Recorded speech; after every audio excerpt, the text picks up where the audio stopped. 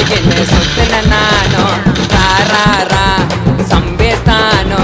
ரெண்டு கூட ஜாலியாக சுத்துன நானும் கும்பலாக சுத்துவோம் நாங்க ஐயோ எமனு கத்துவோம் கத்துறேன்னு கேட்டா உன்னை வாயிலேயே கொத்துவோம் கத்துறேன்னு கேட்டா உன்னை தொண்டையிலேயே